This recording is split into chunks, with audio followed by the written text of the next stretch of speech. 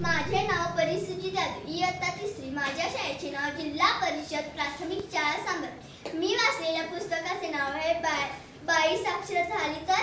या पुस्तकाचे लेखक आहे निशा डंके. या पुस्तकाच्या मुख्य पृष्ठावर चित्र दिसत आहे. एसटी स्टेशन पाशी उभी आहे. एक बाई एसटी पासून चालली आहे. तिला एसटी वरचे नाव वाचता येईना. या पुस्तकाच्या पृष्ठावर शब्दरंजन यांनी छापलेली पुस्तके आहेत. या पुस्तकाची किंमत आहे 12 रुपये.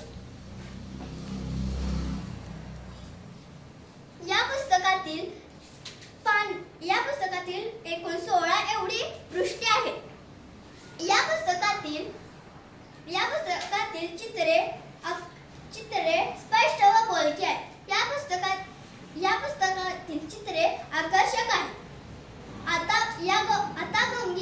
आता गंगीचं पहा ना, कितीतरी लहान वयात तिच्या वडिलांनी तिचं लग्न उरकून त्याचं लग्न लावून दिलं. ते तरी काय करणार? प्रपंच मोठा, त्यात गरिबीने त्रासलेले चांगलं श्रीमंत स्थळ आल्याबरोबर त्याने आपल्या पोरीचं लग्न उरकून टाकले. म्हणूनच म्हणते बाईंनी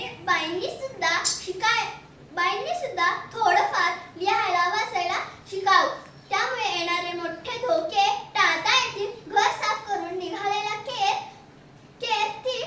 केर गंगी रस्त्यावरच्या कुंडीत टाकत असे. गंगी रोज फरशी पुसत असे. बाजारातून आणलेला भाजीपाला गंगी निवडून व स्वच्छ धुवून ठेवत असे. प्रौढ बायका पुरुषांना गोळा करून गंगी त्यांना ज्ञानाच्या 4 गोष्टी सांगत असे. तसेच ती गोष्टींची पुस्तके वाचून दाखवू लागली.